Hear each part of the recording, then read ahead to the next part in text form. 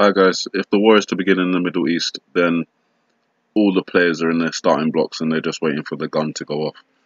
The Israeli Defense Forces on Thursday concluded two nationwide emergency preparedness exercises which tested both the General Staff's ability to manage a war and the Home Front Command's ability to protect the country's civilian population. The two annual exercises coincided with this month's Juniper Cobra air defense drill that the IDF holds every other year with the US military. A member of the IDF General Staff speaking on condition of anonymity told reporters that the exercises were particularly challenging as the army simulated a situation that was more difficult than how we assess the reality to be today. In addition to simulating extreme scenarios, the effort to manage three separate exercises simultaneously was also challenging for the military. He stressed the importance of the Juniper exercise, noting that it sent a message to the region, implying Iran that the United States is not just a theoretical ally, but is one that will fight alongside Israel if need be. The annual General Staff exercise, known as Keystone 2018, had the Army's top generals simulating a variety of challenges and threats on a number of fronts. A senior IDF officer told reporters on condition of anonymity. The generals were forced to deal with a number of scenarios, including the deaths of some 100 Israeli civilians in an attack, said the officer. We know the home front will be a target. In addition, they trained in how to respond if large-scale collateral damage is caused by an Israeli airstrike. Now, that part stood out to me, collateral damage. They're training on how to respond if a large-scale collateral damage is caused by an Israeli airstrike. Something like this. Collateral damage. Possibly, a mosque being hit or a civilian structure being hit, like a school or a church or a mosque.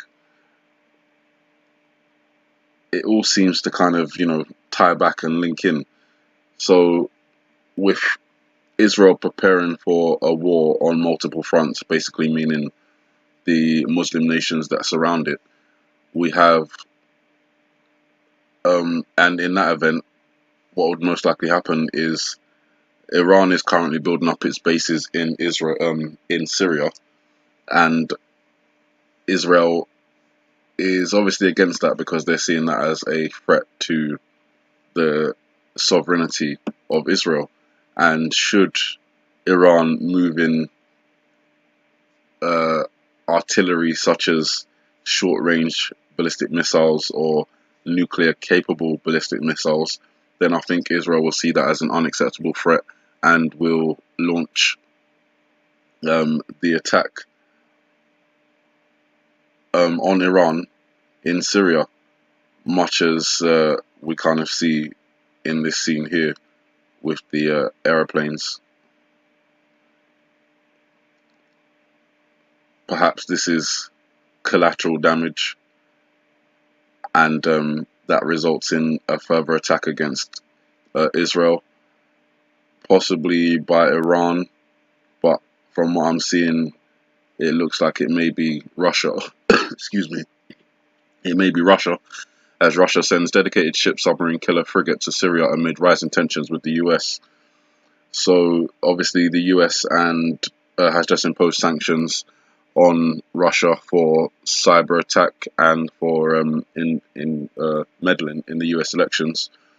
This comes after the UK expelled 23 Russian diplomats from the country for the nerve agent attack on a ex-Russian spy who lived here in Britain.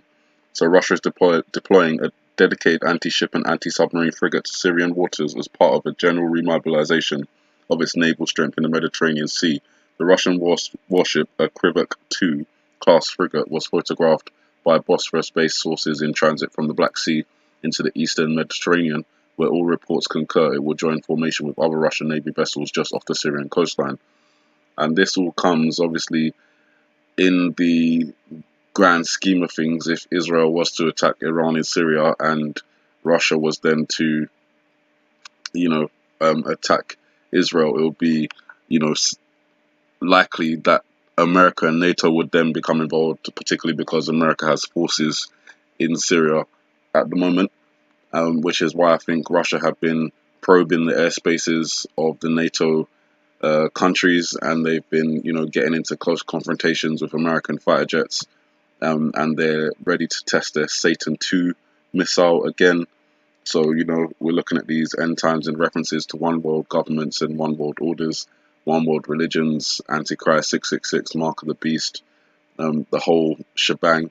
And, they're just putting these kind of things in our face like Satan 2, naming these warheads that can carry up to 16, naming these missiles that can carry up to 16 nuclear warheads at a time, things like Satan 2. And this is obviously after they just tested their new hypersonic missile, which is called Kinzhal. In NATO language, it's called Dagger. So the Russian military has tested a new air-launched hypersonic missile that reportedly can travel as fast as Mach 10. That's 5 times the speed of sound, over a distance as great as 1,200 miles, all while outmaneuvering anti-ballistic missile systems. And while all that's going on, the UK is preparing itself for a potential nuclear attack by looking at how telecom services would alert citizens in the event of a nuclear attack. So it's kind of going down the route of really the rest of the world. We had something called the Wartime Broadcasting Service, and the message was this country has been attacked with nuclear weapons, communications have been severely disrupted, and the number of casualties and the extent of the damage are yet unknown or not yet known. Stay tuned to this wavelength, stay calm and stay in your own homes. Remember, there is nothing to be gained by trying to get away. In Japan, they had the false missile alert that went out, which was missile launch. The text message read at 6:02 a.m. a missile was fired from North Korea. Please evacuate to a sturdy building. And that came after the false missile alert in Hawaii, where residents were actually accidentally sent an emergency alert using a system built into the modern smartphones, which caused widespread panic. So there's a lot of preparations going on, and has been going on for the last couple of months. We've been pointing that out. But now things are, taking that kind of next level, where all these leaders in these countries have kind of positioned themselves to respond and react. So China, with Xi Jinping becoming, basically president for life, and in Russia with these displays of all these missiles and stuff just before the elections in Russia, likely Putin is going to remain the president of Russia. You've got North Korea kind of, offering peace talks, but then, remaining completely silent on it, not even announcing it themselves, but, having South Korea announce that instead. Britain with its warships back home, and also at the same time, they're now preparing for a Russian submarine attack. And obviously, in reference to the iPad Goat video, we know that there's references to submarines and an attack. And I've mentioned in the previous video how I feel that that would also be reflected in the UK, because it appears that after a tsunami-like event, whether that really includes water or it's symbolic for something that is wave-like. So, in the way that they've been talking about these elections that are coming up, for example, in November, they've been calling it this blue wave in reference to the Democrats retaking the House and possibly the Senate as well. So it could be a symbolic tsunami, but, I think it may be an actual tsunami. And then we've got references to the submarines coming behind that on the East Coast, and what I'm seeing is at the UK as well, which would make sense because the submarines are coming through the English Channel into the Atlantic Ocean, and obviously the Atlantic Ocean is in the middle of the East Coast and the UK, kind of separate there, but they've got that kind of special relationship, which just reminds me of that, kind of twin system sort of thing. And then kind of the latest news that's been going on that I've just kind of heard about is the depth of these cyber attacks that have been going on. So what I was reading here is the Trump administration accused Russia on Thursday of engineering a series of cyber attacks that targeted American and European nuclear power plants and water and electric systems, and could have sabotaged or shut power plants off at will. United States officials and private security firms saw the attacks as a signal by Moscow that it could disrupt the West's critical facilities in the event of a conflict. They said the strikes accelerated in late 2015, at the same time the Russian interference in the American election was underway.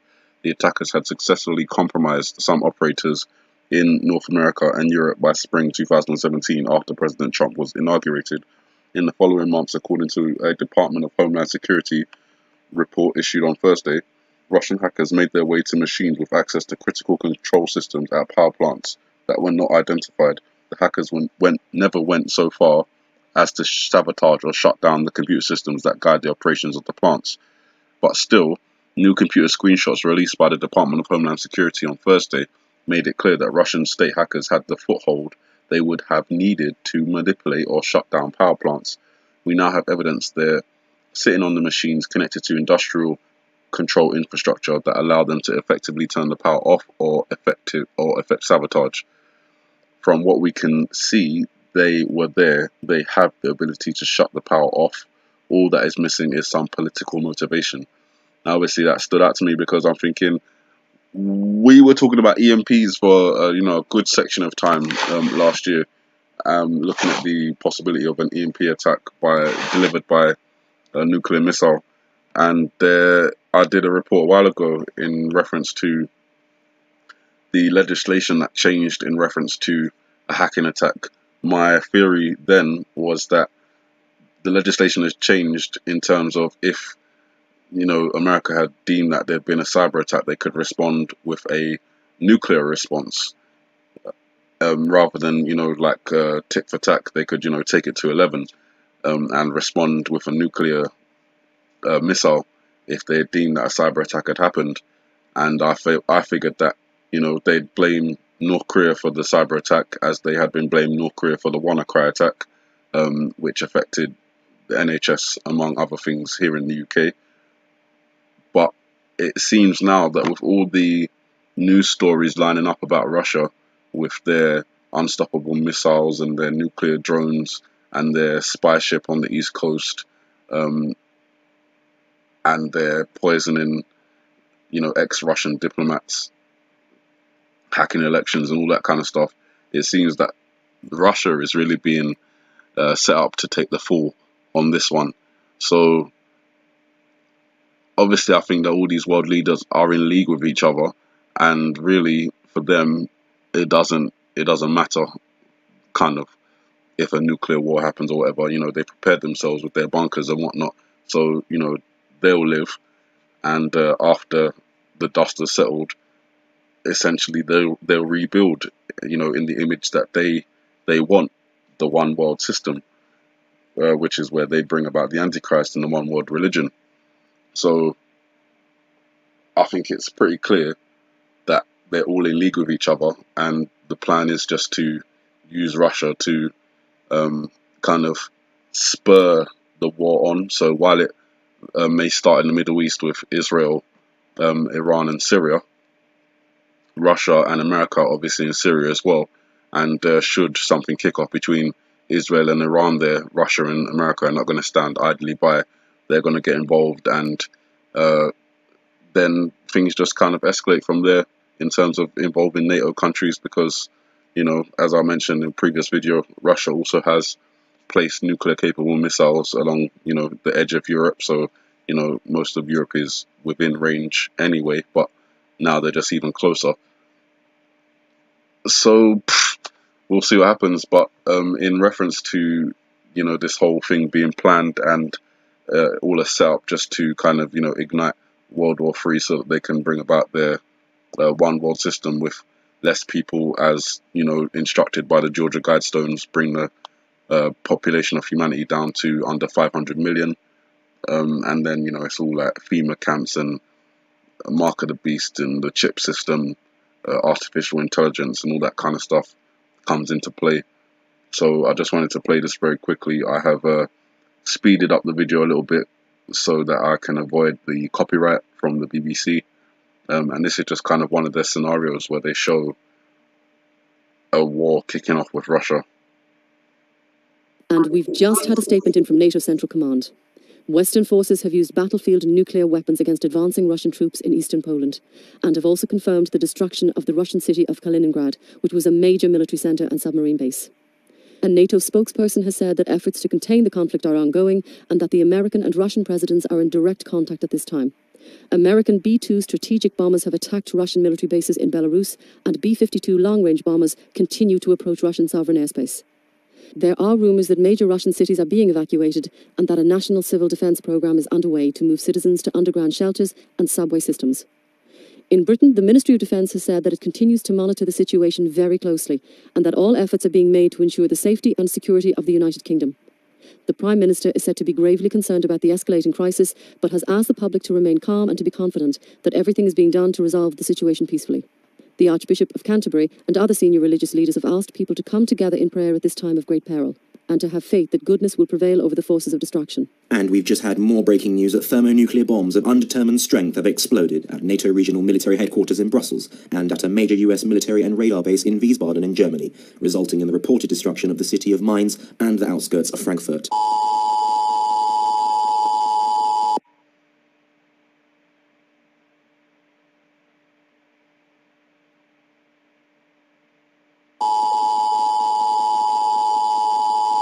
This is an emergency broadcast from the BBC. Confirmation of a nuclear attack against this country has been received. Please stand by for further information. This is not a test.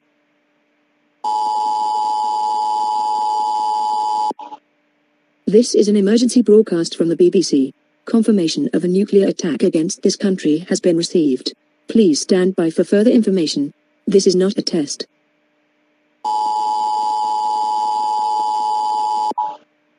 This is an emergency broadcast. So that's pretty much how it can happen. You know, the situation here is simulated, it's not real, but that is exactly how it could end up happening. You know, 1 minute you're watching the news about all these things happening, next minute you've got an emergency broadcast on your system saying there's a nuclear attack incoming.